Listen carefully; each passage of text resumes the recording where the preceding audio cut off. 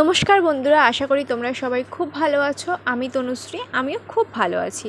তো আমি তোমাদের সাথে আজকে একটি চলি কাট কিংবা ব্রা কাট ব্লাউজের কাটিং ভিডিও শেয়ার করব। তো আমি দেখো এখানে মেন ফেব্রিক আর লাইলিন দুটোই নিয়ে নিয়েছি, আর সাথে কয়েকটি পেপার কেটে নিয়েছি যেই মাপে আমি ব্লাউজটা আজকে কাটবো। তো আমি এখানে প্রথমে লাইলিনটা নিয়ে নিয়েছি, লাইলিন নিয়ে নিচ থেকে একটা সমান দাগ নিয়ে নিচ্ছি। নিচটা একটু অসমান ছিল তাই জন্য। তো আমার যে লেন্থটা আছে ব্লাউজের সেটা হলো 16 ইঞ্চি। আমি সাথে 1 ইঞ্চি অ্যাড করে নিয়েছি। ওপর দিক আর নিচ দিক থেকে দুই দিক থেকেই তো একটু মুড়ে যাবে, তাই জন্য আমি 17 ইঞ্চি নিয়ে নিয়েছি। নিয়ে আমি পুট নিয়ে নিয়েছি 6/3 অর্থাৎ 6.5 ইঞ্চি এবং 2 সুত। তো নিচের মহড়াটাও আমি নিয়ে নিয়েছি 6.5 ইঞ্চি। তারপর আমার এখানে ছাতি আছে 40 ইঞ্চি। তো 40কে 4 দিয়ে ভাগ করলে হয় 10 ইঞ্চি। 10 ইঞ্চি নেব এবং তারপর থেকে 2 ইঞ্চি বা 2.5 ইঞ্চি এক্সট্রা নিয়ে নেব ভবিষ্যৎ কাপড়ের জন্য। তো আমার কোমর আছে এখানে 34 ইঞ্চি। তো কোমরকেও 4 দিয়ে ভাগ করলে 8.5 ইঞ্চি হয়। তো সেই 8.5 ইঞ্চি আমি এখানে 9 ইঞ্চি নিয়েছি। তো 9 ইঞ্চির পর থেকে নিচেও আমরা 2.5 ইঞ্চি এক্সট্রা নিয়ে নেব। নিয়ে সব দাগগুলো আমরা টেনে নেব।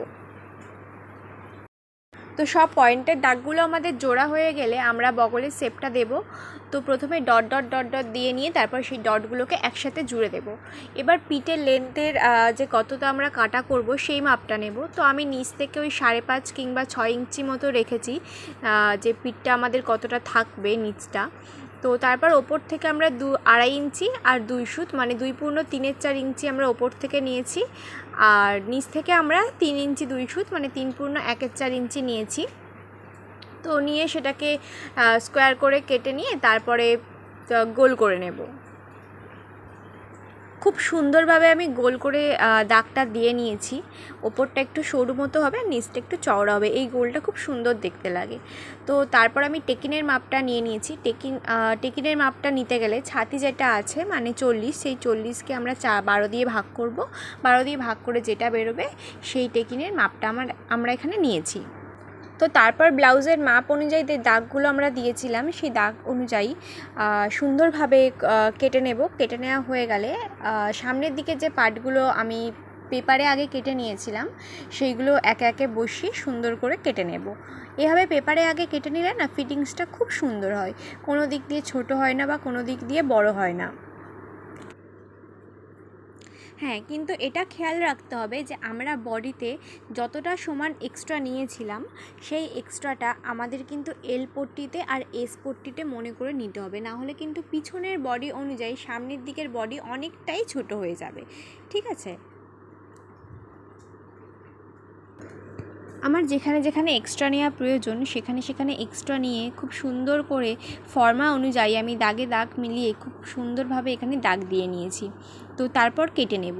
এইভাবে ফর্মা কেটে নিলে আগে কি হয়, জিনিসটা খুব সহজে হয়ে যায়। খুব সুন্দর ফিটিংস তো যেমন হয় তেমন অনেকটা সময়ও বাঁচে। আমরা যদি একটা ব্লাউজ কাটিং করার সময় মাপ যোগ করে কাটিং করতে যাই, তো সেই ক্ষেত্রে যদি আমাদের আধ ঘন্টা টাইম লাগে, তো এইভাবে যদি একটা একটা মাপে আমরা আগে থেকে পেপার কাটিং করেই রেখে দিই তাহলে আমাদের 15 মিনিটও লাগে না হয়তো। তো সামনের দিকে সব কটা পার্ট আমার এখানে বের করে নেওয়া হয়ে গেছে। সবগুলোই কিন্তু জোড়া পাটে ফেলতে হবে এরকম কোনো মানে নেই, কিন্তু সবগুলোই দুটো দুটো করেই বেরোবে। তো এল পট্টিটা আমার জোড়া দিকে পড়েছিল, তাই জন্য আমি এল পট্টিটা মাঝখান থেকে কেটে নিলাম। এরপর আমরা কাটবো হাতা। তো হাতার জন্য দেখো আমি 4 ভাঁজ করে নিয়েছি একটা কাপড়কে, আর জোড়া দিকটা নিজের দিকে রেখেছি। তো আমার হাতার মাপ ছিল 10 ইঞ্চি। তো আমি 1.5 ইঞ্চি এক্সট্রা নিয়েছি মোড়ার জন্য, নিয়ে 11.5 ইঞ্চি লেন্থ নিয়েছি। 3 ইঞ্চি তলায় ডাউন নিলাম, নিয়ে ছাতির মাপ অনুযায়ী আমি 10 ইঞ্চি এখানে নিলাম। নিয়ে আমার তলার হাতের মুহুরি ছিল 6 ইঞ্চি, আমি 2 ইঞ্চি এক্সট্রা নিলাম। নিয়ে দাগগুলোকে কেটে নেব। কেটে নিয়ে দাগ অনুযায়ী হাতাটা কেটে নেব। হাতার ওপরে শেপটা দিয়ে সুন্দর করে হাতাটাকে কেটে নিয়েছি এবং দুটো হাতা সুন্দরভাবে বের করে নিয়েছি। তো হাতা কাটা শেষ হয়ে গেলে আমাদের লাইলিন কাটার পার্ট শেষ। তো এবার আমরা মেন ফেব্রিকের দিকে যাব। তো আমাদের যে ব্লাউজ পিসটা আছে তার নিচে যে পার্টটা আছে, তো সেই অংশটা দিয়ে আমরা হাতা কেটে নিয়েছি। পার্টটা সাধারণত হাতায় দিলেই খুব সুন্দর লাগে, তো সেই অংশটা দিয়ে আমরা হাতা কেটে নিয়েছি। এরপর আমরা লাইনিংয়ে যেগুলো কেটেছি সেই লাইনিংগুলোই মেন ফেব্রিকে বসিয়ে একে একে সবগুলো কেটে নেব। দেখো আমি এখানে পিঠটা কাটছি। তো পিঠের যে গোল অংশটা আছে, যে গলাটা, সেটা কিন্তু এখন কাটবো না। তো ওটা সেলাই করার পরেই একেবারে কাটবো। আর হ্যাঁ, খেয়াল রাখতে হবে যে লাইলিনের থেকে সবগুলো যেন 1/4 ইঞ্চি এক্সট্রা থাকে। এক্সট্রাটা কিন্তু কোনো কাজে লাগবে না, কিন্তু ওই সেলাই করার সময় যাতে সরে না যায়, তো ওই জন্যই এক্সট্রা নেওয়া। তো সবগুলো আমি একে একে এখানে কেটে নিয়েছি। তো এর স্টিচিং ভিডিওটা আমি পরের ভিডিওতে দেখাবো। তো এই ভিডিওটা যদি ভালো লাগে একটা লাইক এবং সাবস্ক্রাইব করে দিয়ে যাবেন।